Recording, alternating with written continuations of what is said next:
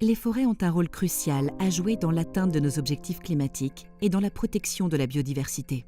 Mais les efforts pour protéger les écosystèmes forestiers du monde entier ont été grandement affectés par la corruption et l'extraction de ressources, entraînant des violations des droits des peuples autochtones.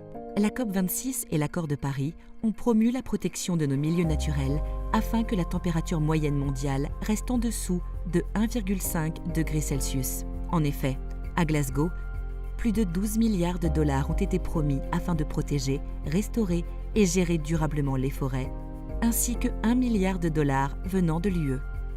Mais certaines décisions politiques mettent tout ceci en péril. Entre 2008 et 2015, environ 21 milliards de dollars ont été mis à disposition du financement climatique pour les forêts.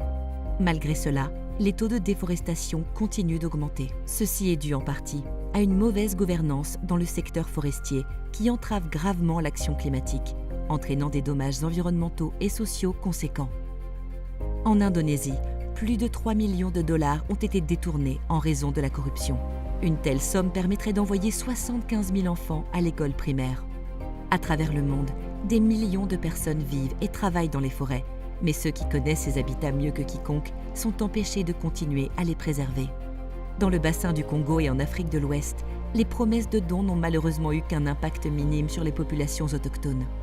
Les femmes en particulier manquent cruellement d'aide financière et vivent le plus souvent dans la précarité. Cependant, la situation peut s'améliorer. Les accords de partenariat volontaire, considérés comme la norme de référence pour le financement climatique des forêts, ont encouragé l'inclusion de différents acteurs de la société civile dans les processus de prise de décision en Afrique, Asie et Amérique du Sud. Toutefois, il reste encore beaucoup à faire. À l'approche de la COP27, l'UE et d'autres pays riches se sont engagés à soutenir les pays vulnérables et les communautés locales. Ils doivent faire en sorte que leur contribution financière aide à régler la crise climatique. Il faut ainsi un financement climatique pour les forêts déployées à une échelle plus importante qui bénéficie aux peuples autochtones et communautés locales. Un financement climatique pour les forêts qui soit prévisible, renforce les droits des communautés locales et aide à réduire les conflits liés à l'utilisation des terres et à la déforestation.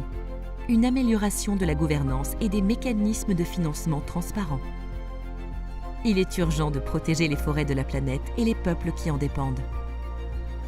Mais pour y arriver, un financement climatique juste est nécessaire. Les peuples autochtones et communautés locales qui sont les gardiens de ces forêts doivent être entendus.